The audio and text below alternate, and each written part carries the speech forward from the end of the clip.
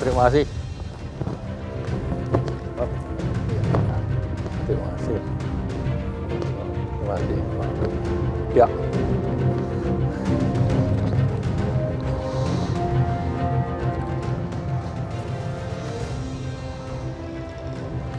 Jadi tadi sudah dilakukan diskusi dan di ujung daripada diskusi mengenai hilirisasi ini adalah sebuah kebijakan yang merupakan visi strategis Indonesia untuk mentransformasi Indonesia dari ekonomi berbasis komoditas menjadi pemain kunci dalam rantai pasok global.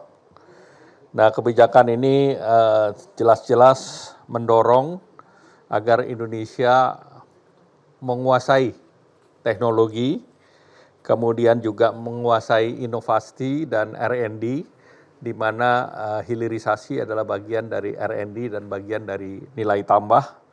Dan ini salah satu juga terintegrasinya antara hilirisasi dengan energi baru terbarukan. Karena saat sekarang komoditas itu akan diminati kalau dia bahan bakunya hijau, energinya green. Jadi apapun yang kita hadapi, apalagi ke depan non-tarif barir terhadap green energy ini tinggi, Eropa akan menerapkan yang namanya Carbon Border Adjusted Mechanism, CBAM, sehingga kalau kita tidak mulai dari dalam negeri sendiri, malahan produk kita nanti akan kena penalti. Nah, Indonesia sendiri sangat menguasai di sektor critical mineral dan kita sudah mulai sejak tahun 1967, yaitu dengan salah satu critical mineral adalah koper.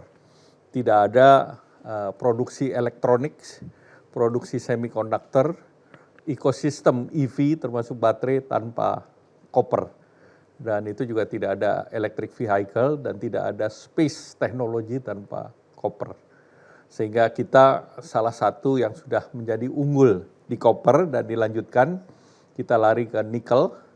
Nikel ada yang nilai tambahnya, grade-nya lebih tinggi, nah itu larinya ke stainless steel, di mana yang grade ore-nya lebih rendah, itu lari ke EV ecosystem, mulai dari nikel cathode, precursor, kemudian juga yang lain, sehingga kita mempunyai kemampuan di sana. Demikian pula untuk kita bicara boksit, kita bicara industri aluminium, seluruh industri EV karena baterainya sendiri berat, butuh material baru termasuk aluminium, dan ini sangat digunakan di industri aircraft ataupun industri pesawat. Nah, ini kita juga sudah advance dengan salah satu di kawasan ekonomi khusus di Galang Batang. Tahun ini kita akan memproduksi 4 juta alumina dan itu ekspor. Jadi itu jelas-jelas merupakan nilai tambah dari segi nikel sendiri 2017-2018 ekspornya 4 billion, sekarang udah mendekati 30 billion. Kemudian dari segi koper, tadi bicara koper katot sudah diproduksi salah satu yang terbesar ada di Gresik, bisa mengolah 3 juta koper ore. Dan dari situ juga keluar selain koper katot juga precious metal refinery bisa memproduksi 70 ton emas. Dan ini 70 ton emas sebelumnya nggak pernah. Sehingga ini juga bernilai tinggi, sehingga dengan demikian ekosistem kita di hilirisasi itu sebetulnya sangat lengkap.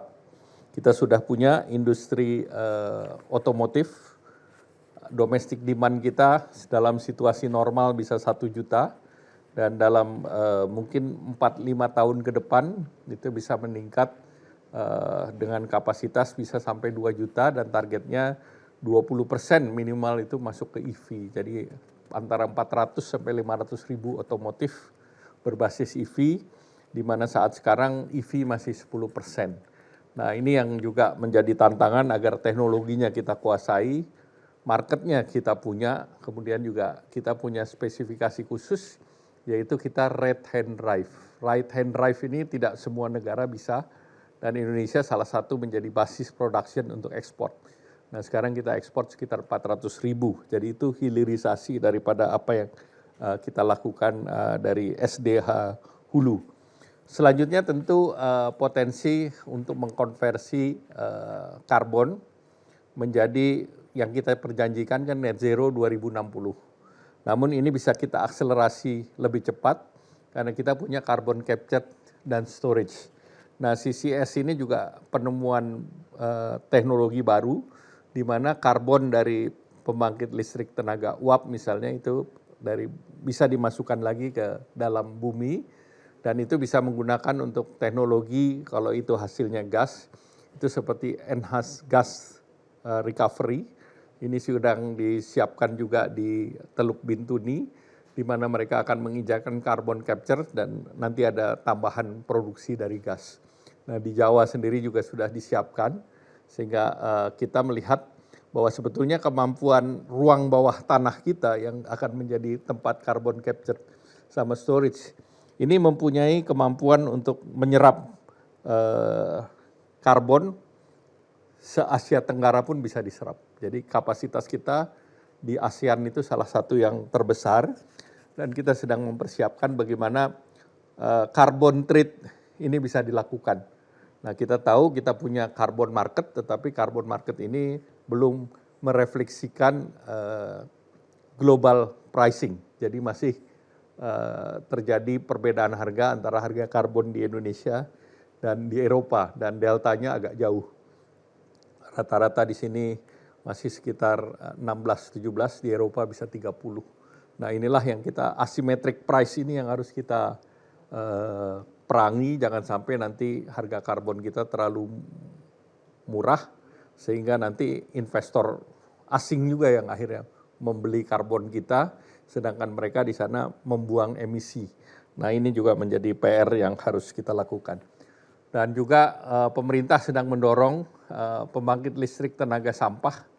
Nah saat sekarang dari semua provinsi ini baru satu yang jalan yaitu PLT sampah di Legok Nangka.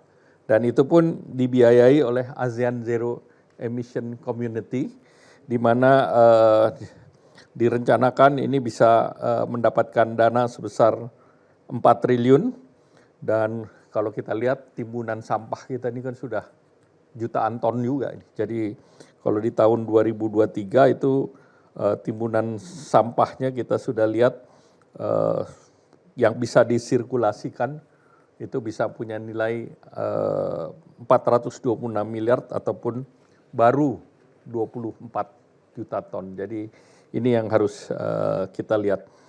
Nah kemudian Indonesia sendiri punya peluang untuk melakukan ekspor energi ke regional. Jadi pengembangan kawasan di Batam misalnya itu bisa mengekspor energinya ke Singapura dan pada saat Bapak Presiden Prabowo berbicara dengan Perdana Menteri Lawrence Wong sudah ada semacam Memorandum of Understanding di mana kebutuhan energi hijau ASEAN salah satunya bisa disuplai dari Kepulauan Riau. Nah tentu ini menjadi penting karena Indonesia mempunyai posisi untuk renewable energy yang sangat kuat, tidak hanya dari solar karena kebetulan kita di Katulistiwa, tetapi kita punya hydroenergy, kita punya geothermal yang sangat dibutuhkan oleh industri, tetapi juga dibutuhkan juga oleh regional negara-negara ASEAN.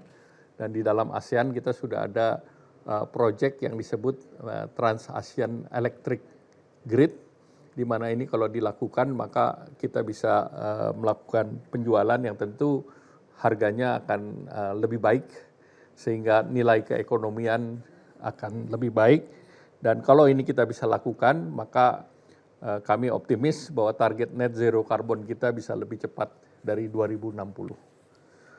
Dan sekali lagi dengan diskusi yang tadi sudah panjang dan dengan generasi muda yang hadir dan banyak anak-anak muda kita sudah mulai paham mengenai renewable energy. Yang paling penting sekarang adalah managing sampah mulai dari rumah masing-masing. Karena kalau bicara sampah PLTSA itu harapannya di daerah power plant-nya sudah tidak memilah sampah lagi. Jadi sampah harus dipilah sampah logam, sampah plastik, polietilen botol plastik, sampah kertas, itu semua bisa didaur ulang, dan sampah organik. Ya, sehingga PLTSA ini akan lebih efisien kalau mulai dari input sudah mulai dipisahkan. Demikian mungkin sekali lagi selamat dan sukses untuk kita semua. Terima kasih. Wassalamualaikum warahmatullahi wabarakatuh.